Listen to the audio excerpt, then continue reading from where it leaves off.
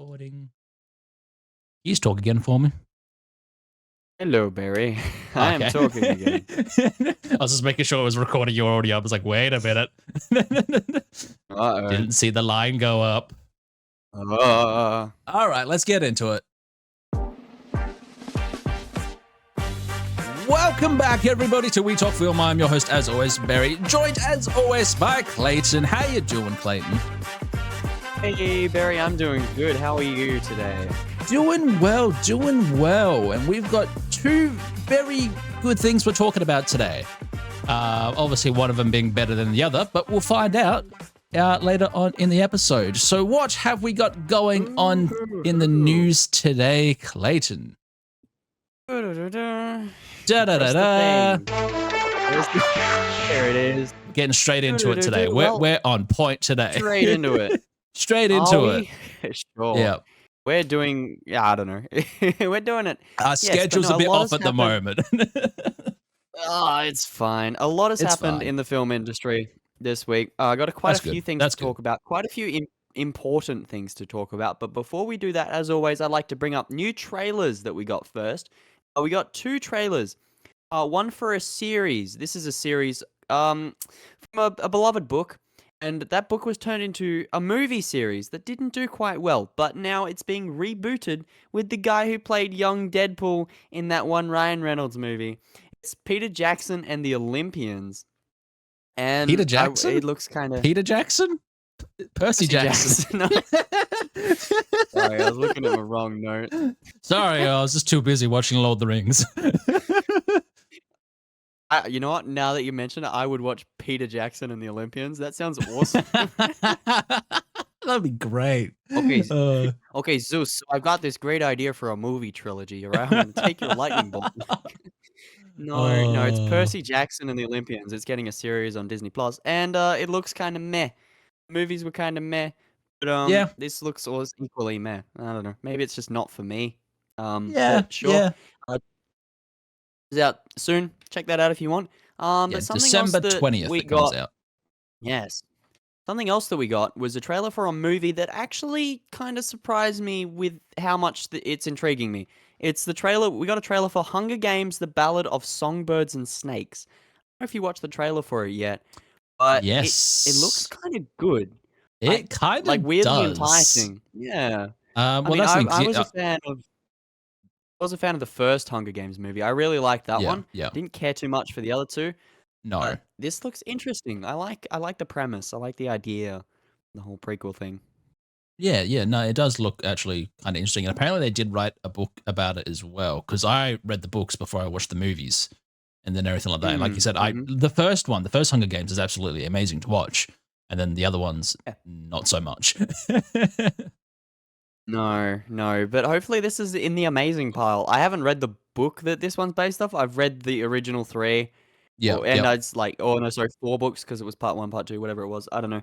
But, no, so it was 4 movies, and there was 3 books. 4 movies, 3 books. It was like a Harry Potter. Yeah. So, I hope it's as good as the first one. If not, it's better, because I love the idea. I love the premise of just putting people in an arena and watching them fight to the death. It's always cool. But yeah, no, that's also coming out soon, and we'll probably cover it on this podcast when that comes out later in the year. But as for trailers, that's about it for this week. But we got a lot of news, a lot of important stuff. But before the important stuff, I like to throw in the rumory stuff first, because we got more shit for Deadpool 3, Barry. More stuff, even more stuff. Every single day, there's more stuff coming about this movie. I know. I have to keep bringing it up though, because it's fun. Apparently, we're getting Carl Urban as a Wolverine variant in it. That sounds fun and stupid. Sure. Yep. Sure. Why not? British Wolverine. It just acts like what's his character from The Boys? Butcher. It's just like Butcher rocks up from The Boys, isn't it? Yeah, that would be great. Oh, and we also got a leak from the IMDb page, which is apparently showing Channing Tatum's stunt double, which hints at a potential Gambit return. Everyone's favorite character from everyone's favorite X-Men movie. That never came out. Yeah.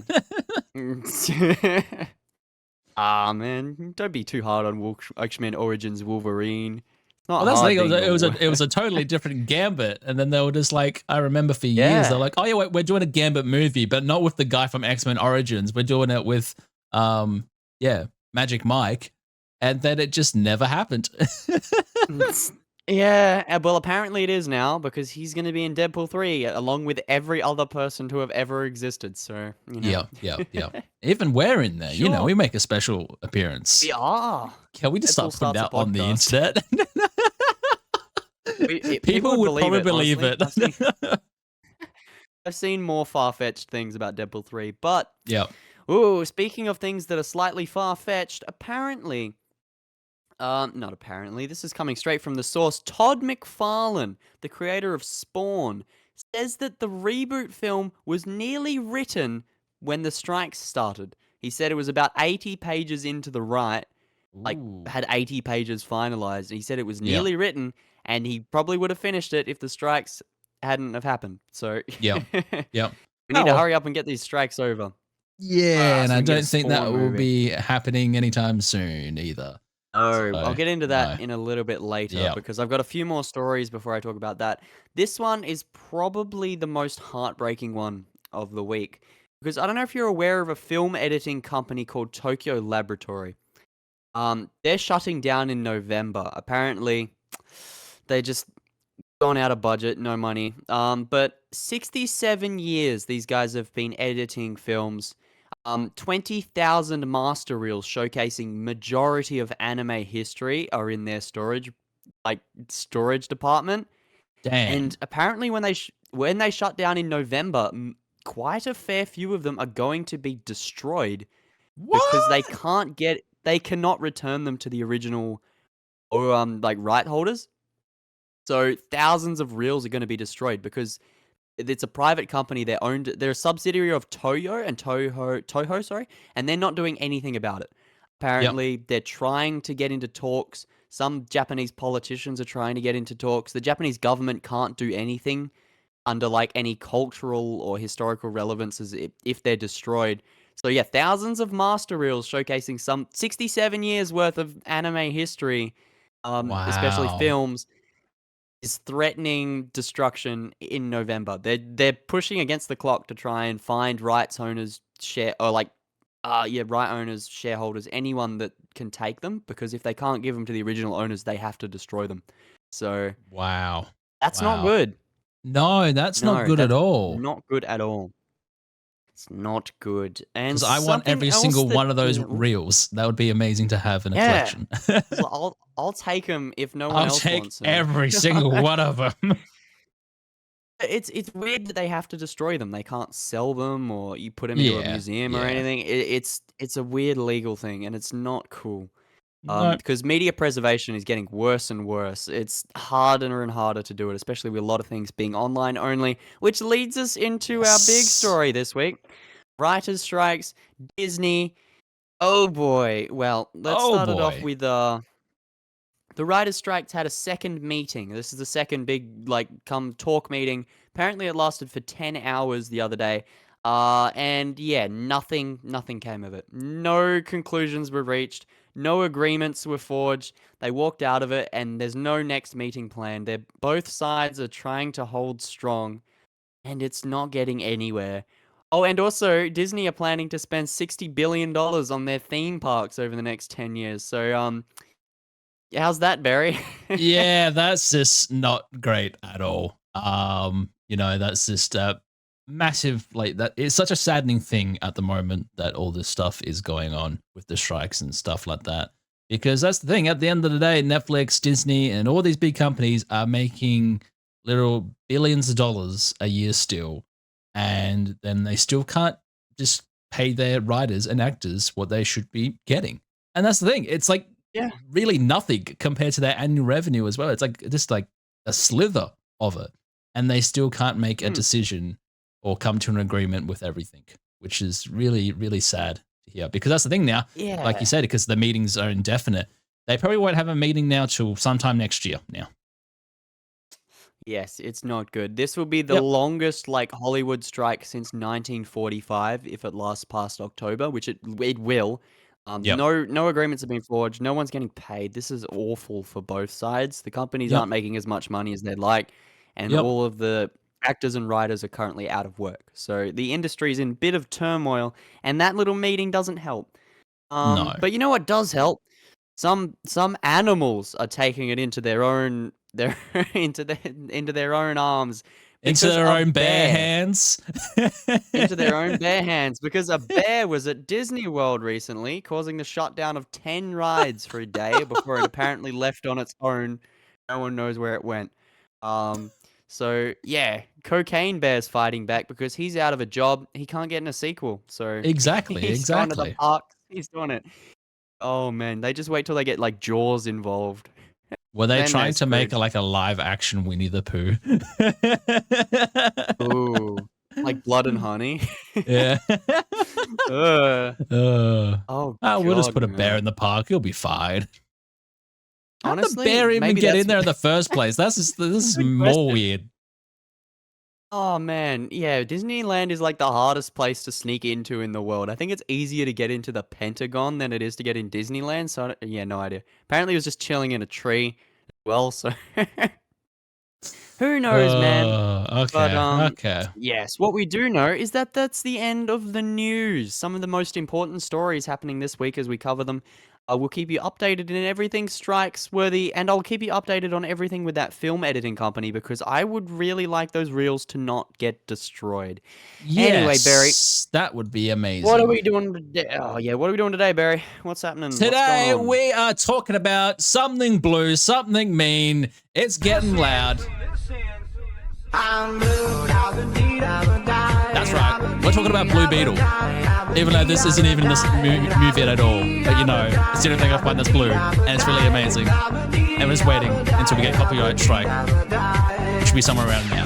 Yeah. There we go. So yes, we are talking about a new film that's just come out here in Australia. It's been out in a while in America and stuff like that. But like Blue Beetle, still one of the films that was made by DC before James Gunn stepped in. And basically, I'll tell you a little synopsis about it. So an alien scarab chooses Jaime Reyes as his symbiotic host, bestowing the recent college graduate with a suit of armor that's capable of extraordinary powers, forever changing his destiny as he becomes the superhero known as the Blue Beetle. So yes, Blue Beetle is one of the very big prominent DC superheroes, and this is his first ever feature film for him to see in. So yes, do you want to take it away, Clayton, about Blue Beetle?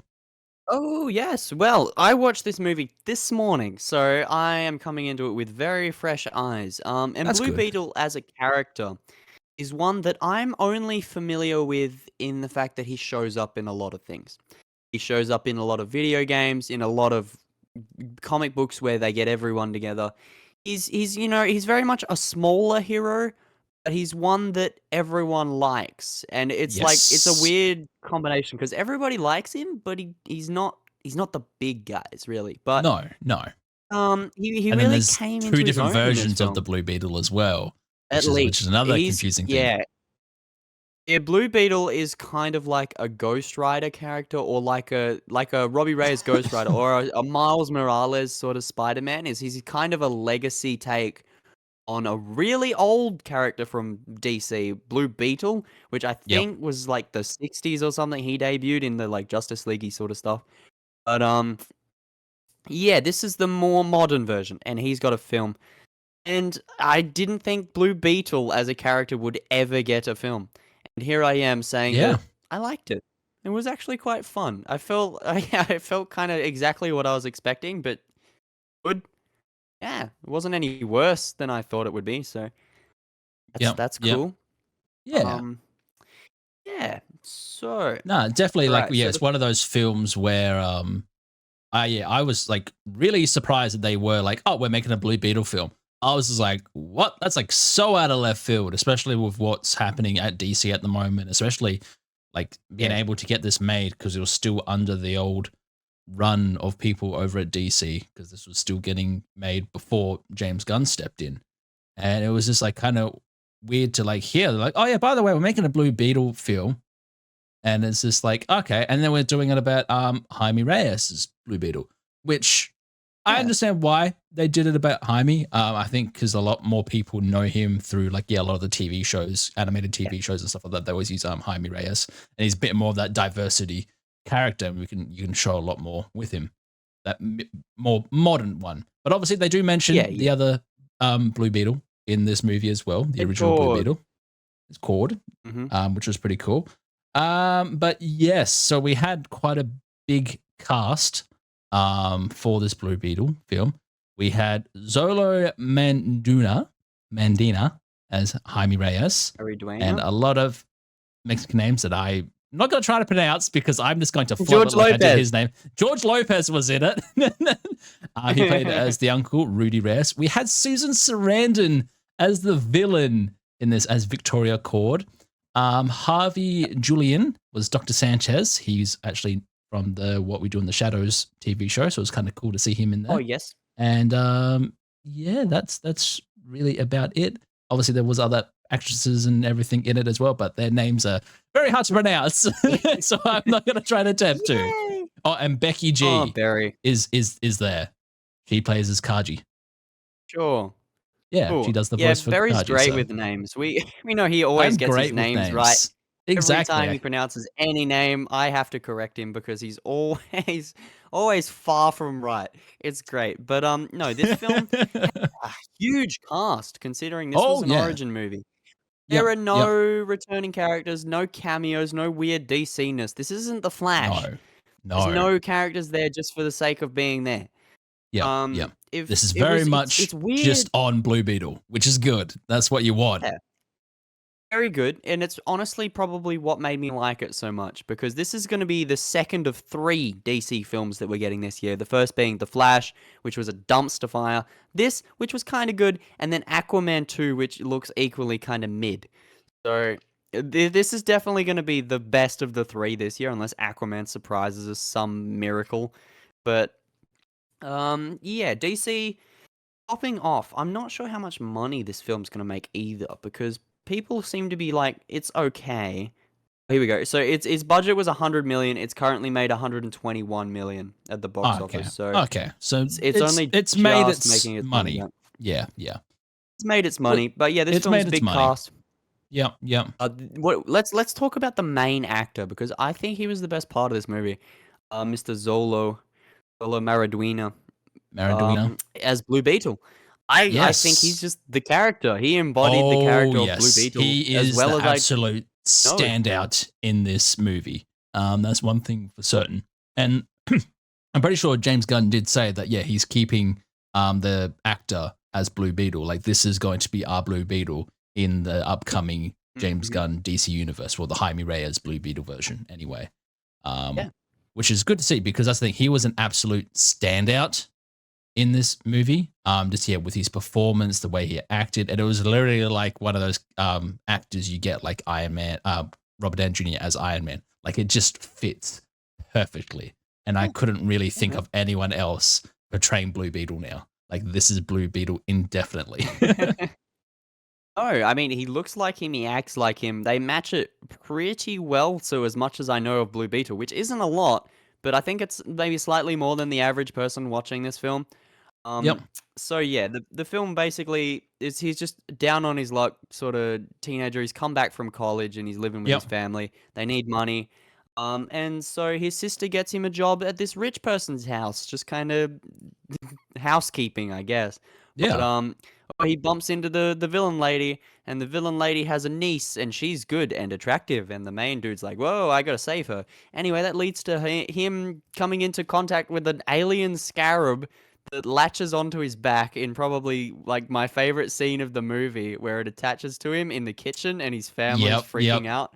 They basically think it's like it's an exorcist going on, or exorcism. They start trying to do it, everything like that. He's possessed. That was an absolutely amazing scene to watch. And even the visual effects for this film are absolutely amazing. Because that's the thing. At the end of the day, you had The Flash that came out and was over double this budget, and a lot of films that are quite big. This probably has to be some of the best visual effects I have seen in a lower film. There's one other big film coming out this year that has a lot more better visual effects, but we'll talk about that when we talk about that film. But even as well, just like the suit, seeing it in live action and how they did it and everything like that was absolutely perfect. Like they got the suit down to like a T.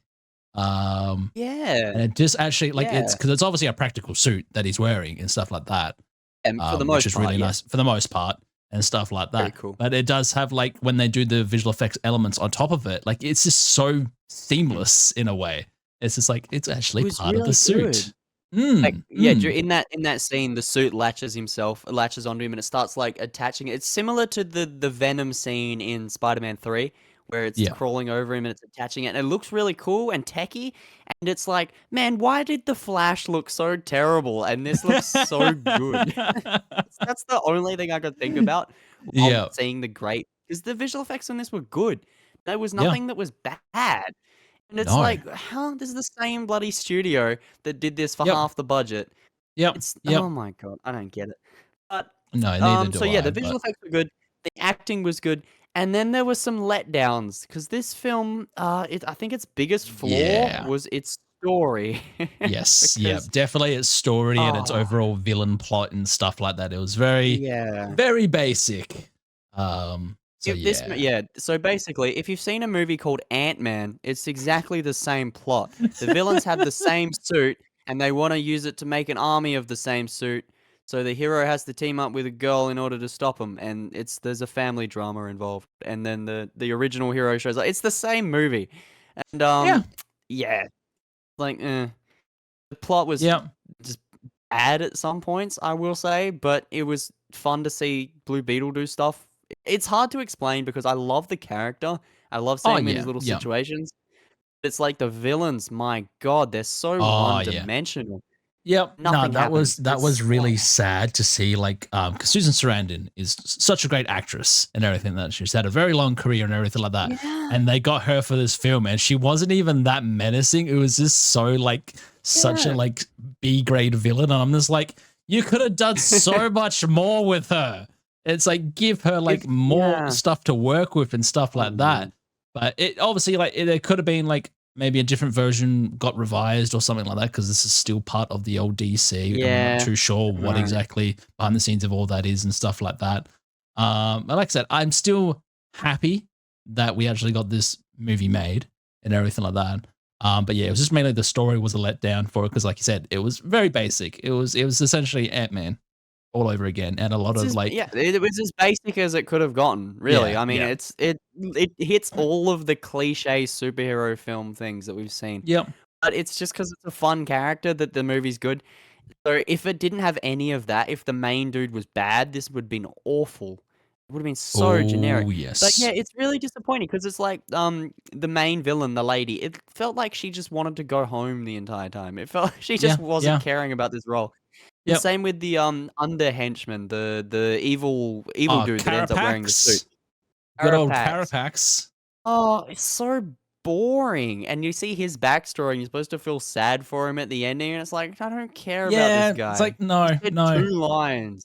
And this is when it Oh, comes down as well, because obviously, Blue Beetle and Carapax they fight a couple times in this, and every single time was like a big CGI fight battle and stuff like that. And obviously, at the end, Carapax gets like their own version of the suit that they made, copying the Blue Beetle suit and everything yeah. like that. And so him and Blue Beetle go toe to toe, and it was just absolutely horrible. Those fighting scenes and everything like that. The reason why, as well, it was so horrible because there was cool elements that they did add with Blue Beetle. They did copy movements Mhm, from mhm. was it Injustice for Yes. this game, Yeah. yeah, for this movie. So they copied movements and everything from the game, and he had the big like cloud sword and everything like that, which was really cool. But another Yeah. cool thing that happened as well when they did henchman scenes and everything like that, Cord's henchmen, they did like these long John Wick-esque hallway scenes with Blue Beetle, with the henchmen, and it looked absolutely spectacular every single time they did Yeah. it. But when it came to the big boss fight battle, it was just so lackluster and just generic, like boss battle, like Yeah. what like Avengers and all that do. I was like, what the hell happened? Like, why are you doing just so many cool things with the henchman side of it? Because that was like really like one shot takes, Mm. a couple of them that they did. And I was like, that is so cool. Like, you should have done that, but with the boss battle at the end.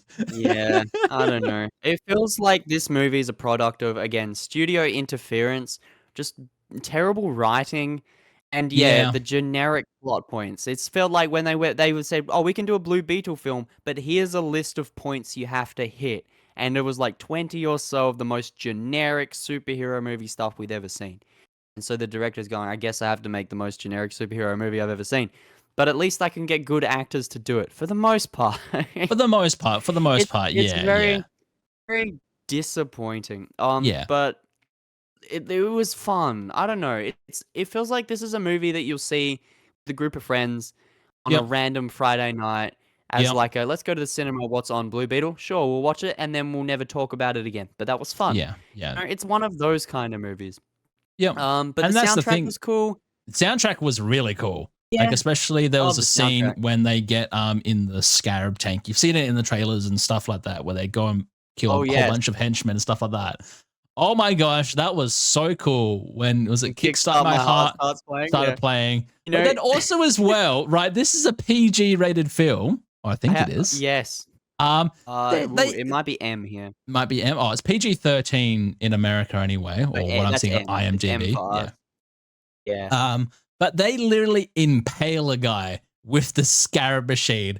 And then, like, normally in films, in PG films and or M films, they like go away as soon as you see the impale part. But no, it's like hanging on the scarab, and you see the scarab thing trying to shake it off. And I'm just like, what the hell? They brought attention to that. That was really funny. cool to see. Like elements like that. There was a lot of really good elements like that to this movie. And also as well, what I want to talk about is the family side to this all, because a big underlying story to this Yes, all. before we get to the family, Yep. can I mention something about that soundtracky Oh, Kickstart My Heart yep, yep, moment? yep, yep. Is whenever that song shows up in moments like this, I can't take it seriously because I did that in a short film I made. I did that in School Heist 2. The ending fight scene has Kickstart My Heart playing over it. So every time it happens in a movie, and it happens so often, I'm like, is that Yeah. a School Heist 2 reference? Those bastards copied me.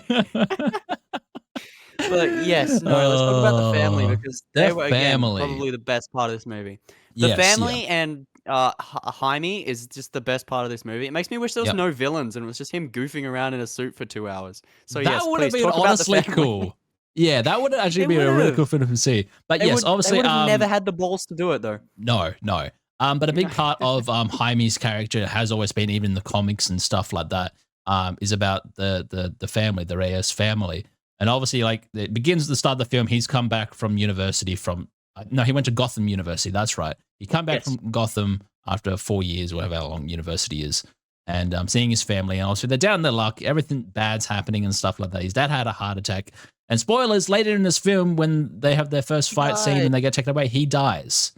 And everything like that, which was kind of actually like a real sad scene, because like all the actors and everything like that, like definitely with the family actors, were like definitely pulling their punches with their acting capabilities. It felt like a really bad sad scene.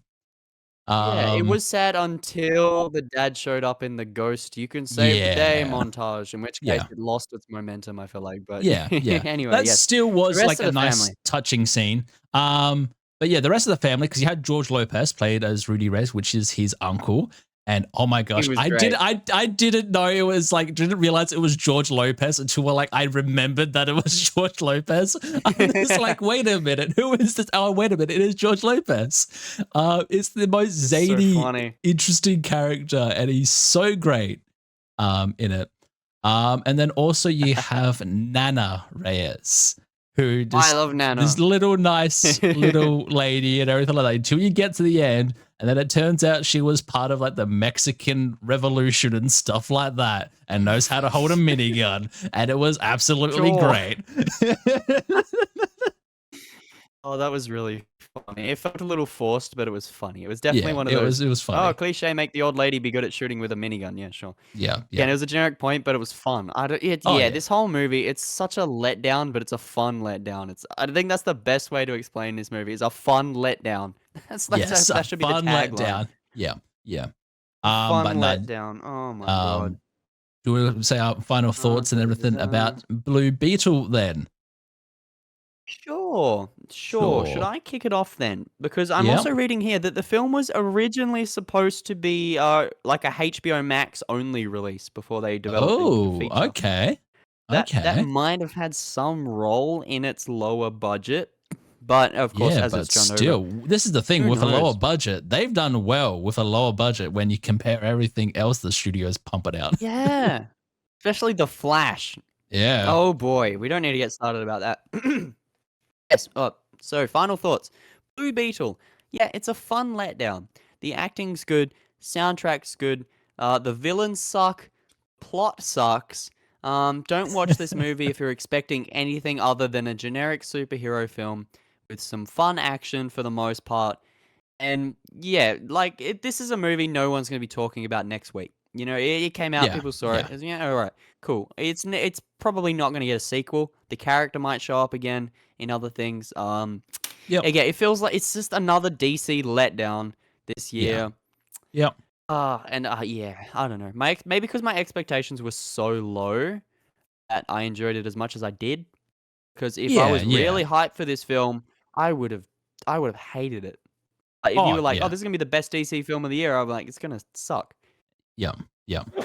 No, it's Excuse me. definitely, Yes. definitely that. So yes, I'm gonna give this film a 6 out of 10. So it's slightly above dead center. It's okay. It's a fun letdown. It's a Quote fun me on that. letdown. That is for sure. And yeah, that's the thing. Yeah, similar thing to you. Like the story is so average, so average. The villains could have been so much better. But obviously, yeah, the massive standout to this was Zolo Mandrina as Jaime Reyes, and I really want to see him in upcoming James Gunn related stuff. And I really hope that we see quite a bit of him because every time he was on screen was really amazing and everything like that. And I hope he kind of keeps that same type of character for when he comes into like James Gunn's DC universe and everything like that. They don't change him too much type thing.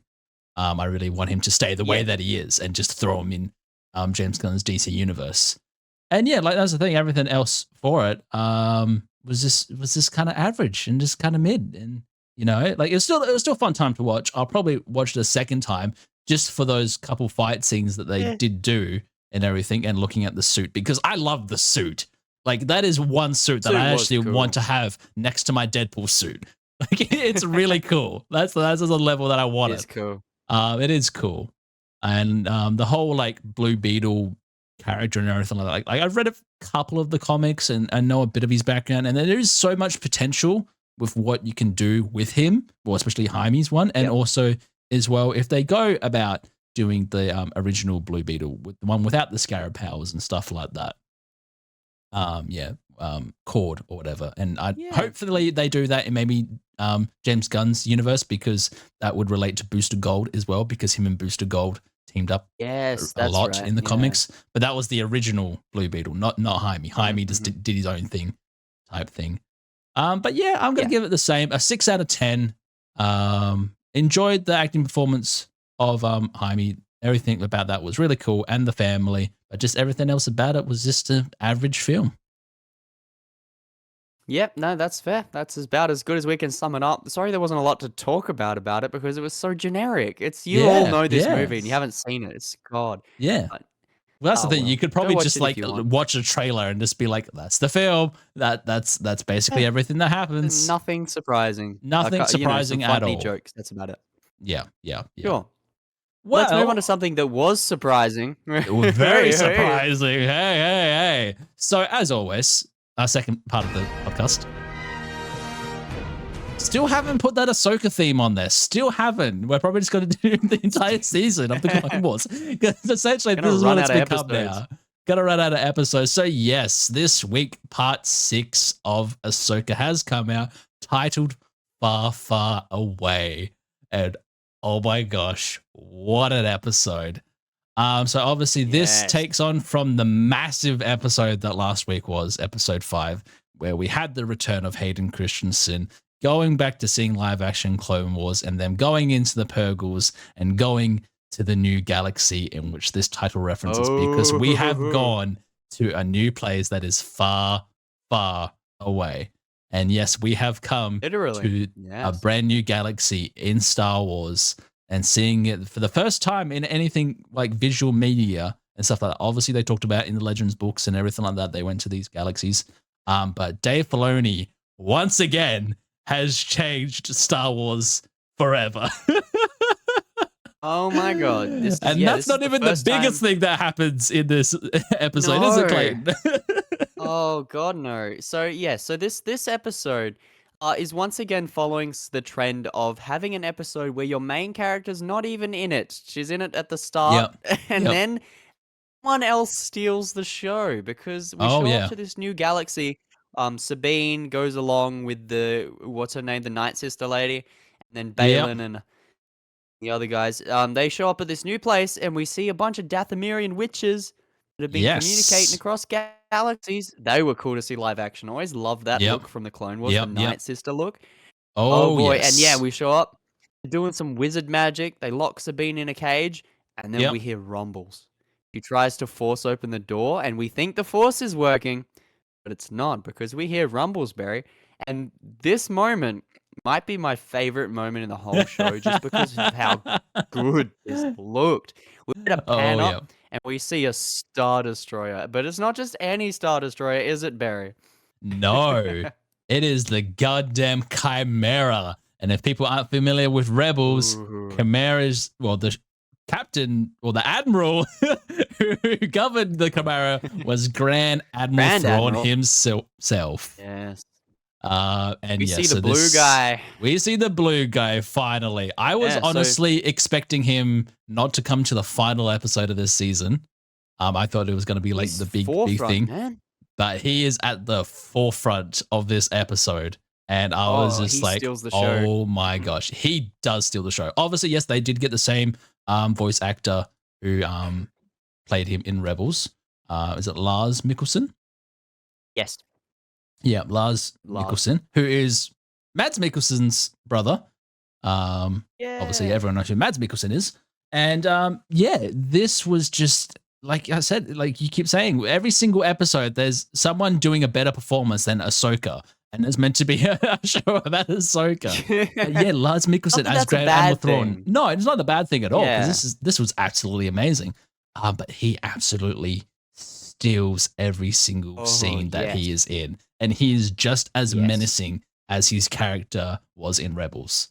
And I honestly cannot wait until they start making the movies now about Thrawn and stuff like that. It's gonna be so great. Oh man, having a great villain it makes a great story. Your story is only as good as the drama, as the tension, as the villain itself, which makes Blue Beetle the failure and Ahsoka the prime thing that it is right now, because Thrawn shows up. He doesn't even need to say a word, and already he's the most threatening thing we've seen in Star Wars in years. It's insane. It reminds me of Giancarlo Esposito's character from The Mandalorian. He was very much embodying that sort of stature, but this is on another level because we know what Thrawn's capable of. And Thrawn shows up with an army of stormtroopers that are all like pieced together with bits of gold and red ribbon. They're just as menacing as Thrawn is. And this is a side of the Empire we have not seen. Even in Rebels, we haven't seen this as far. And this is a thing as well, because obviously at the end of Rebels, the reason why they're in this new galaxy was because him and Ezra got sucked away by the Purgles and everything like that. For the people that haven't seen Rebels and stuff like that, that's how they ended up. But they've been here, the two of them and the army and everything like that, for about a decade at this point in the story, on this remote planet in another galaxy for 10 years. And he is still menacing, and he is still pristine and everything like that. There is a little bit of like stuff on his clothing that is a bit faded away, but that's because he hasn't been in their galaxy for 10 years. He's looking all right. He's looking all right for being on a desolate planet for 10 years. But yes, that's the thing. The planet itself isn't desolate. We're seeing new galaxy beings for the first time. Yes. Sabine journeys out to find Ezra. Thrawn lets her go. They had this confrontation, and he's like, "Oh, yeah, just go. I'll honor the deal." Thrawn has always been a man of honor, at least for the most part. Yep, and that's the reason why he still takes care of his army and stuff like that. And you can obviously see that with his because his second hand in command is Enoch, and he still treats everyone part of as under him as with respect and stuff like that. And that's the difference with every other like Star Wars villain, or really any other villain that we've seen in a lot of media and stuff like that, is that they're like, oh, superior, look at me type thing, where Thrawn isn't like that. Thrawn very much honors the people that support him and everything like that, which makes him a spectacular villain. And yeah, that's what makes a great villain. Yeah, if the villain sympathizes with the hero and they can come to agreements where the villain's not in the wrong all the time, like Thrawn, he kills it. And so yeah, Sabine journeys out across the planet. We find some like bounty hunter dudes, mercenaries that are out in the wastes. They have just for a fight scene. That was that was alright. I like how the fight scenes are better when she has her armor, because they have to show getting hit instead of weird spins and stuff. So the armor was good. Keep that up. She kills and a bunch she of them. also before that she rides a wolf creature, because Dave Filoni and his wolves and stuff like that. They had the wolf creature horse thing, which is pretty cool. Dog horse, yeah. Dog horse, yeah. Dog horse thing. It was good quite old funny. Dog horse. Kept following her. Yeah. But the dog horse leads her to a suspicious looking rock, because that rock isn't a rock, it's a little hermit crab man. It's a little crab person. Crab people. Crab people. Crab people. The crab people. The crab people. There's crab people. The dog kept wanting to eat him too. That was really funny. Yeah. But yes, obviously, we find a new species as well that hasn't been seen before. And yeah, it's little crab people. Crab people. And they are absolutely adorable, and I love them already, and I want more of them. And it was great. We got lots more of them.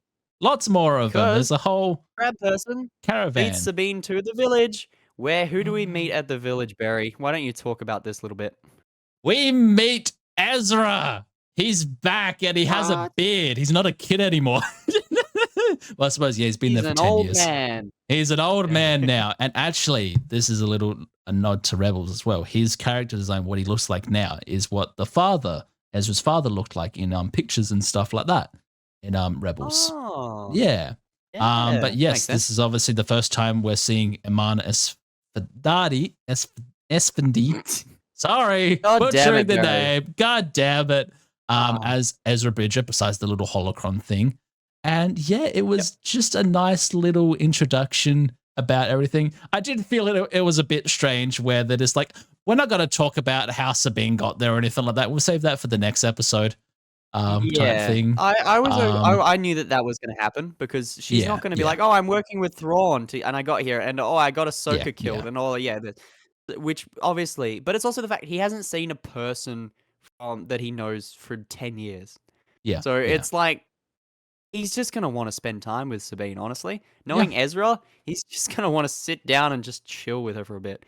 He's okay to wait an extra day. They've been there 10 which is years. good. Which is good. Yes, it definitely will set up that confrontation later when Ahsoka shows up, because Ahsoka arrives. Does she arrive at the end of the episode? No, they talk about it. She's almost there. They talk about it. Yeah. On her way. She's on her way. She's on her way. And Thrawn knows that. Yeah, so basically it cuts back to Thrawn, and then he asks the Night Sisters again for their assistance and stuff like that. And then they tell him that the fates have interweaved and someone is coming. And then he finds out that Ahsoka is going to arrive. And then he basically says, if any Purgle whale comes in, shoot them down. Shoot them. Yeah. Thrawn's not taking any chances, and I love that. Because this is a thing as well, because obviously at the beginning when we first meet Thrawn, he meets Balin, and that as well, which was kind of ominous to have their confrontation as well, because I feel like that's setting up something. Because Thrawn knows who he is. Because Thrawn obviously knows majority of the people that were at the Jedi Academy and who survived and everything like that. He did his backstory. Because he even knew does his research. Who Darth Vader was as well. And everything like that, the true meaning of that. But the other thing as well, and this is what is kind of like nice to see, he doesn't know who Ahsoka is yet, because he never got told that information. Oh. Because Ahsoka left the Jedi's before he ever signed up for anything for the academies and stuff like that. Yeah. Because he actually like served under, still during like the Clone Wars or something, he still served under like Anakin at one point. He met Anakin. Yeah. And that's the reason why he was able to figure out who Darth Vader was when he met Darth Vader. He's like, "Ha, you're Anakin." Yeah, yeah.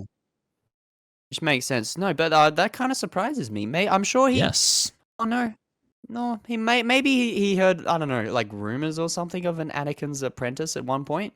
Yeah, but it's still under the impression he doesn't know anything because he Yeah. asks what's her name, Morgan, to get as much information as possible about this Ahsoka character.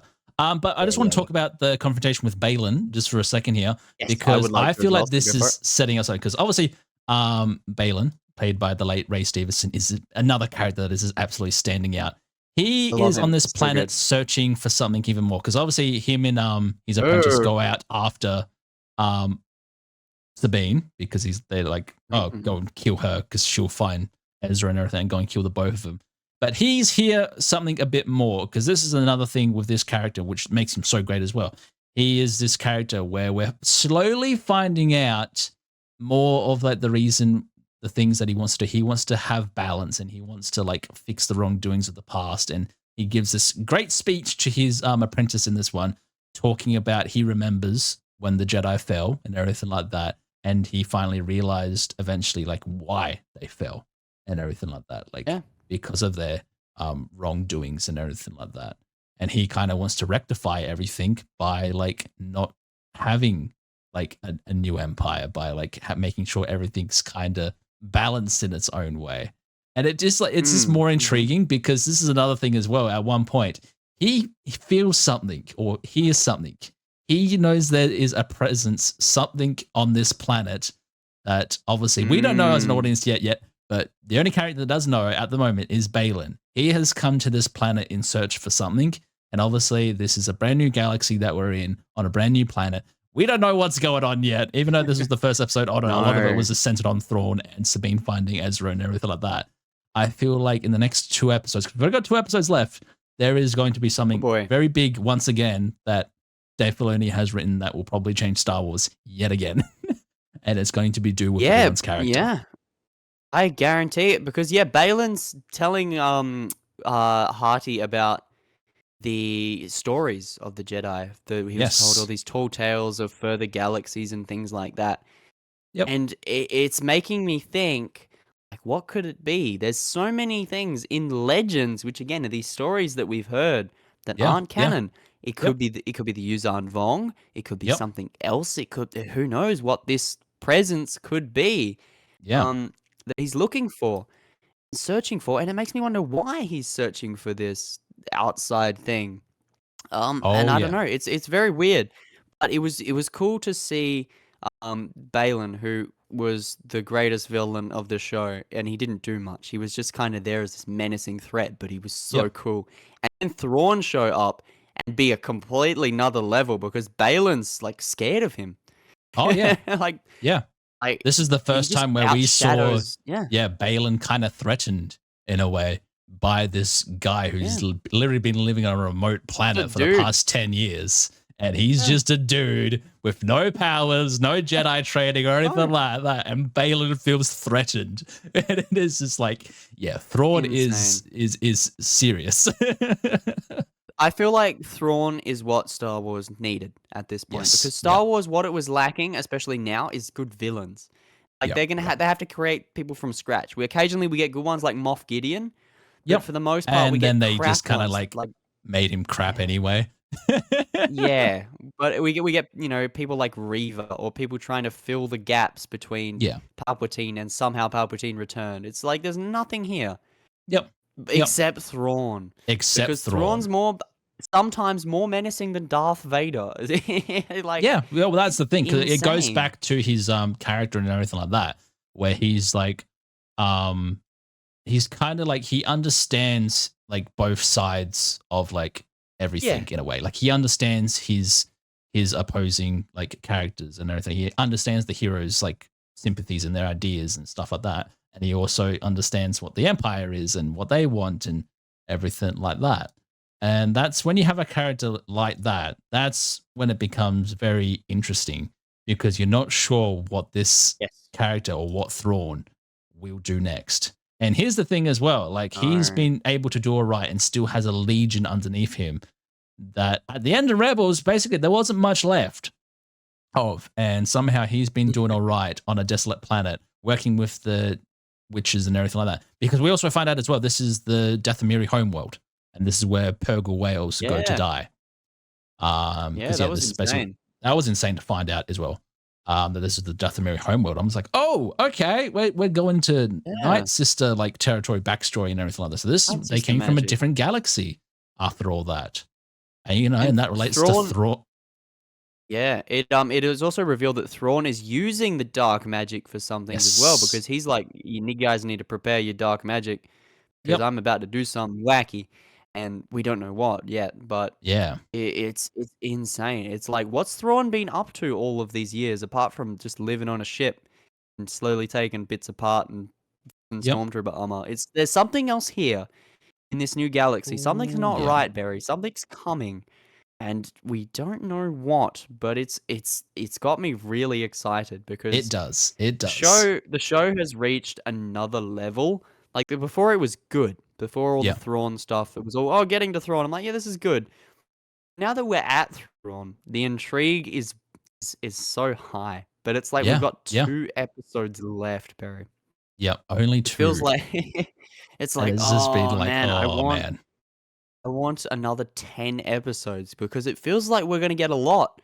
I hope we get a lot. Yeah.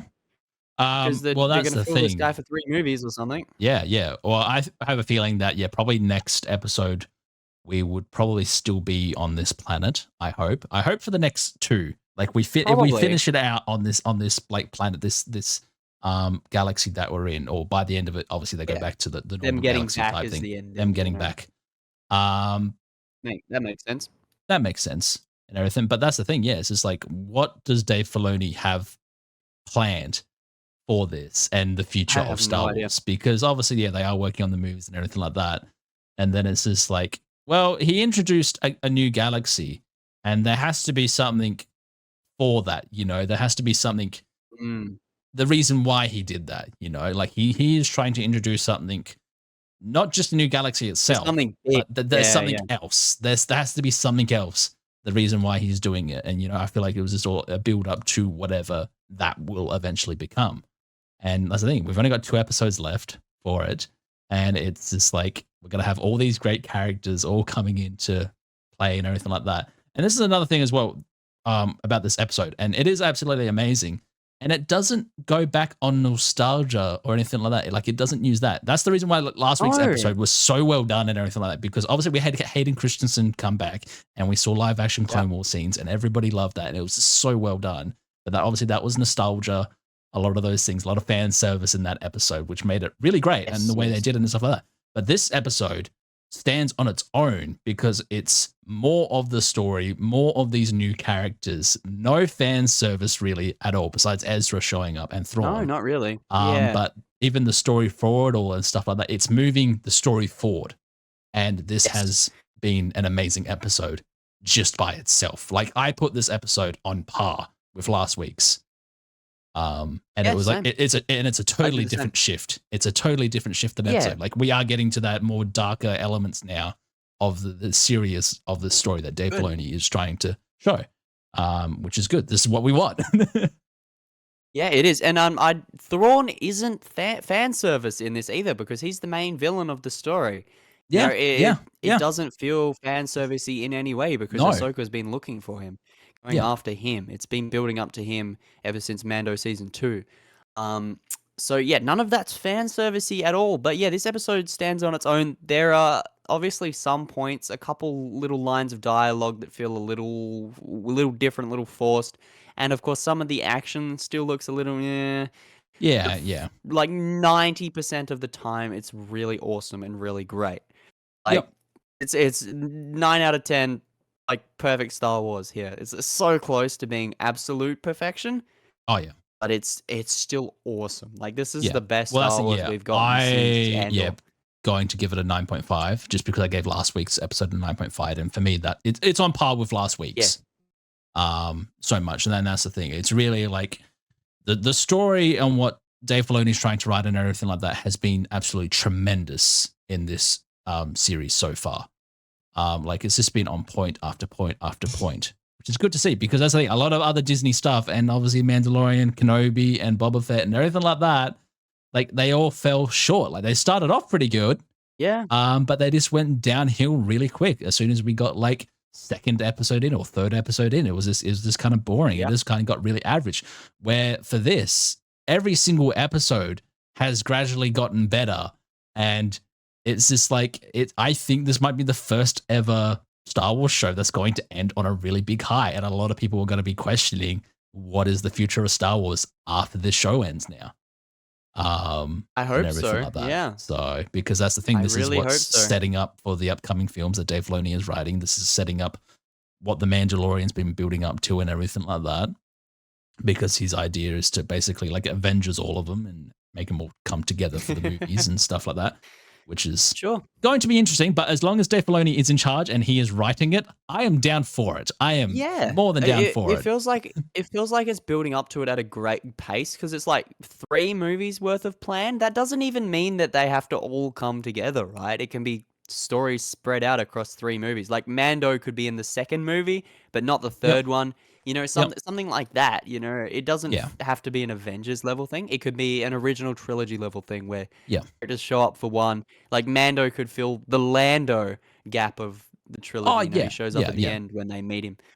So I've got high hope for it. It just needs to be consistently good, and they need to let this man just do what he wants because I feel like he has a vision, and if we interfere with it too much, apart from maybe getting some better choreography and like, honestly, that's about it. Just some better choreography for fight scenes and just improve this show immensely.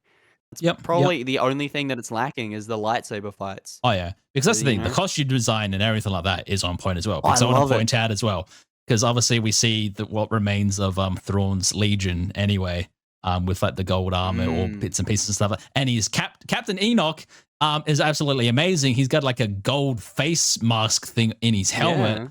And it's just like, oh my gosh, I have never wanted a helmet more than that one now.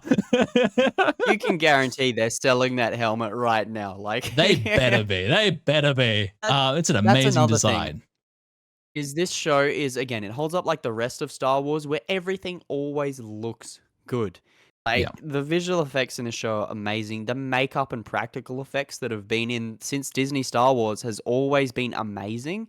They've shied away from the CGI because of the prequels. And ever since The Force Awakens, it's the visual, like the art design of everything is amazing. Visual effects is awesome. It's just, little story moments and little fight choreography that lets the stuff down. It's but everything looks good. Oh, and the music's still just as good. I love the music. You can't beat Star Wars music for soundtracks. No, it's always on point. It's the same guy that did the Clone Wars, Bad Batch, and Rebels and everything. Is the guy composing for it, so he is on point.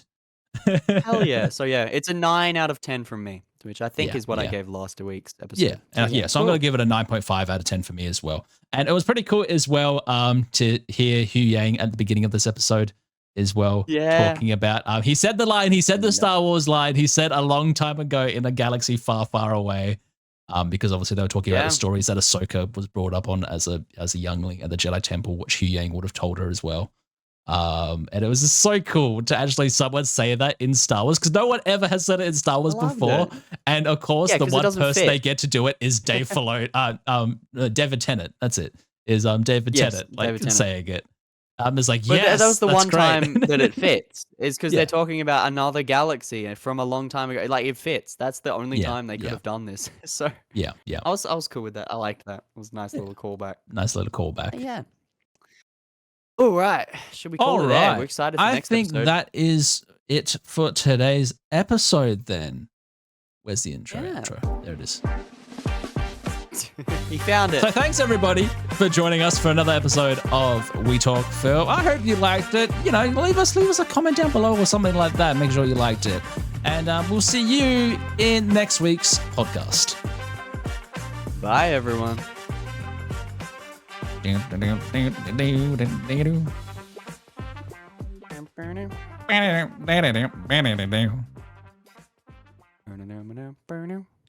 there we go.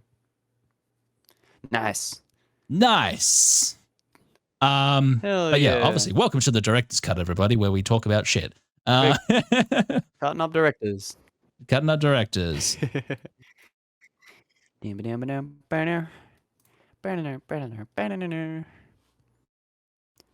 So yeah, Oh, I'm Barry, thinking though director's cut. Do we have? yeah, kind of. We can talk more about Ahsoka, more theory stuff and everything. So potentially, Oh, we got lost. all the stormtroopers and stuff like that that we see in this week's episode are all dead, and they're all just resurrected by the Night Sister magic. That's the reason why they have the bindings and stuff like that. I believe that's that the reason one. why we had Don't know. what's his name, the ghostly Jedi guy that got chopped in half by Ahsoka. Because you know how he was like a ghost thingy. Marek or Merrick or something. Yeah. A lot of people are speculating that's the reason why. They're all, because that's the thing as well. We actually see body capsules going into the thing. Potentially, a lot of people are speculating. No, it's just dead like legions. I feel like that's just because they've been there a while. Some of them are definitely dying. It seems like they've been in lots of fights since then as well. So I don't know if I believe the whole zombie army thing. Yeah. But I think that's a little bit far-fetched considering we're getting other stuff. It feels like having that as well might be a bit too much. But I don't know. Maybe it'll work. Oh, don't download that twice. Oops. Yeah, I don't know. I guess we'll see. Yeah, we'll see. But yeah, I suppose the big theory and everything like that that's just absolutely gone, absolute haywire at the moment is like what's actually on this planet. It's like, what is Balin actually hearing? I'm pitching for Yuzan Vong, man. Yeah, I've seen videos on that. That'll be really cool. A lot of people are speculating that it's I forgot. Darth Maul. He's back. He's back again. A star dragon as well could be there. They're basically things in Legends that they were like kind of like the Purgle whales, but they're dragon versions and they use the Force and everything like that. A lot of people are speculating that's one of them. That could be there. That feels a bit much. I think that might be a no. And then also as well relating to the Dathomiri stuff and everything like that, because obviously that's just a side of the dark side of the Force. Of them all, he's back again. He's back again. That a lot of people are saying that it could either be something to do with the sun again, that he's actually like an entity there of some form, or it's the mother of the three things of the triad. Oh, that's true. Because she was in Legends. The mother, if the mother is a thing, yeah. She is a thing because it was in Legends. True. And Luke like apparently went up against her and stuff like that, and she's pretty bad stuff. Yeah. Because she's like something that's darker beyond like the dark side of the Force as well. So. Jeez, that's very weird. It's very weird. I don't know. I feel like Yuzan Vong, it feels like that's where they're going with the whole, there's something out there. It's going to be this evil army. Squiggly dudes. Squiggly dudes. How else to describe them? It's kind of what they are, the spiky men. Who knows? I mean, it would be pretty cool to see them. If I'm being honest, it would be really cool to see them. It would be really cool. You can guarantee that the makeup on them is going to look amazing. And for that alone, I want it to be them. Yeah, but they could get even wackier. It could just be like the Klingons show up or something next episode because it's in a new galaxy. Who knows, man? Oh. Who knows? It'd be really good. Yeah. Hope it's Darth Maul again. He just rocks up. He's like, God damn it, I'm back. Again. Kenobi. Oh, wait a minute. He's dead now. Zombie Darth Maul. Zombie Darth Maul.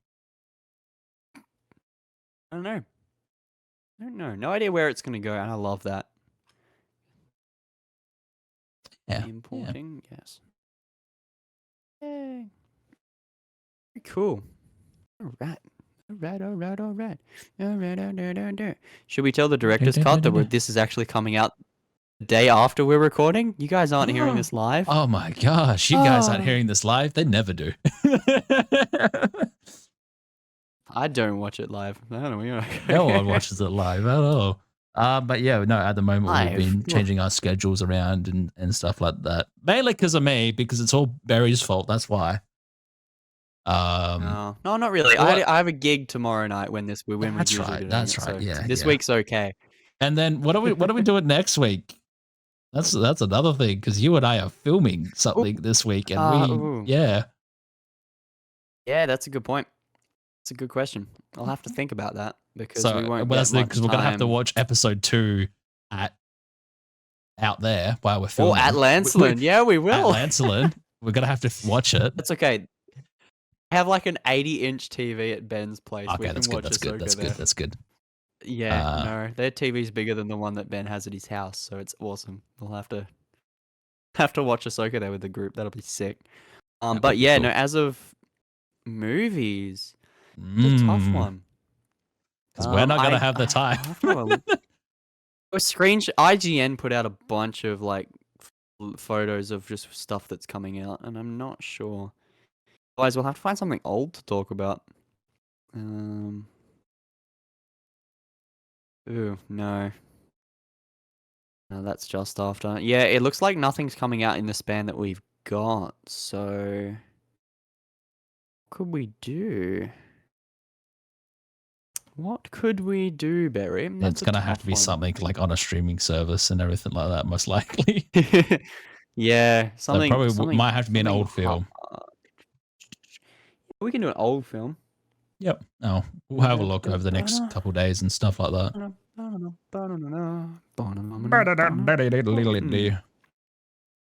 Yeah, we'll think of something. We'll think of something. We'll think of something. I'm looking. Yeah.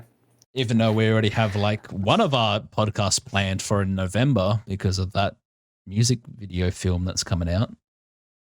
Dun dun yes, dun. We shall. Yeah. Spoilers. I'm actually looking you know what we could do, Barry? To that.